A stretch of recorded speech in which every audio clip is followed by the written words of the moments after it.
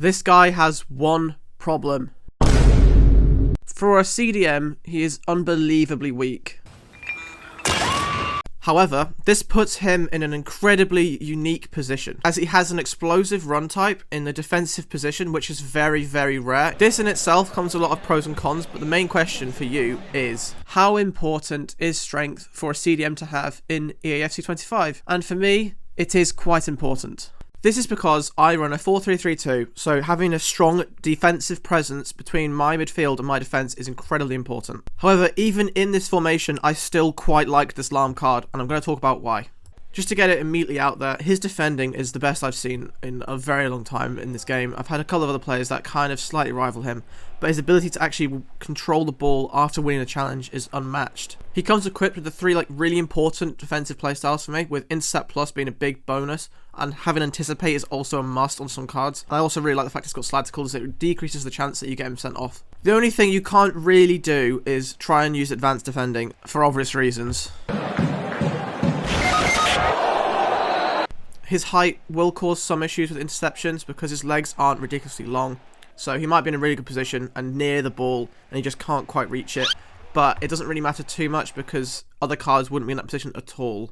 The key positive for me of his explosive run type is that it enables you to pursue opponents and push people down and follow and hunt them. If you're going to be using this card, I highly advise using him in a very aggressive manner to try and win the ball back high up the pitch, because he can push opponents really fast and then he returns to position also really quickly, which is very nice, and it feels like you don't compromise your defensive structure as much. So if you like controlling your DMs and your centre-backs and pushing and hunting opponents down and playing with a high line and very aggressive, which is quite common this year, then you probably will end up liking Lahm. He's basically just Kante on steroids. He is a very, very juiced up Kante.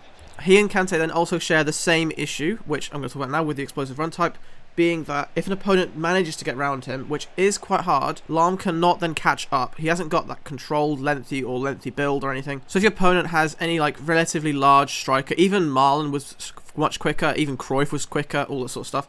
If they get round you, Lahm is then not useful to you anymore in that instance, and you're going to have to then play with your centre-backs. So that is the main trade-off with this card. So that's all I'm going to talk about when it comes to his actual run type. It is a very personal preference matter. There's pros and cons to every single one, and those are the ones for Lahm. A couple more things I didn't really like was, obviously, defensive headers are a no-go. Every time he tried to challenge one, he just would not win it. I was mentally flashbanged by this image.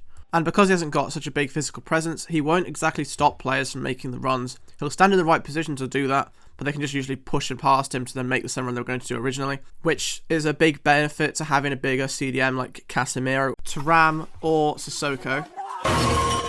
So now I'm going to really quickly rattle off all the things that I do like about Lahm. For starters, he has long ball pass based playstyle, and it's a really good playstyle to have this year. The same goes for press proven, which is a very important playstyle for this card to have, meaning that he is quite strong on the ball. So even though he's low strength stats, it doesn't really matter too much. The press proven is a big deal and it helps him out a lot. I also quite like his movement forwards. His attacking AI was also pretty solid. Even though he's a CDM, he really helped me on lots of counter attacks, winning the ball back and then playing a good pass here and there, or a ball in behind. I was using an architect chemistry style just to boost his physicality, but the passing boost was also incredible. His passing was fantastic on both feet as well. And another really big standout feature is he is incredibly responsive, which is something I struggle a lot with CDMs, especially in this year's game. Like Thuram, Casemiro again, you struggle with their reaction time to make passes, so they end up losing the ball again even after they've just won it. Lahm has incredible reactions. It's fantastic. He's incredibly smooth on the ball and very responsive. I just felt very secure when he was on the ball, meaning that I then could move forwards with him without feeling like I had to make a pass immediately and had to rush anything, and he was always in available space for a ball here or there.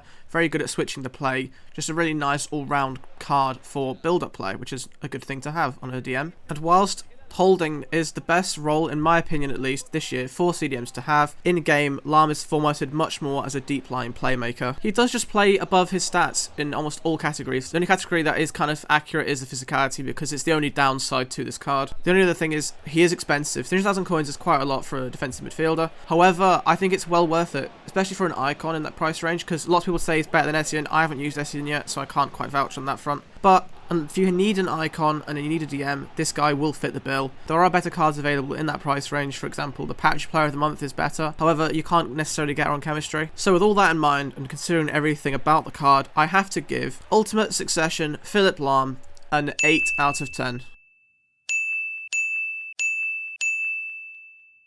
If you did find this video useful, please leave a like and subscribe to the channel. It does really help me out. And let me know in the comment section if you've actually had any luck during Ultimate Succession, because for me this promo has been complete garbage. Hence the lack of videos this week for FC25. We're going to pick them up a bit more next week with Globetrotters, because the promo itself looks quite interesting. And I have seen some leaks. There's some cards that I really want to try out. So hopefully they'll be affordable. And until next time, thank you so much for watching the video. Appreciate you all. Goodbye. Also, please don't play him at right back.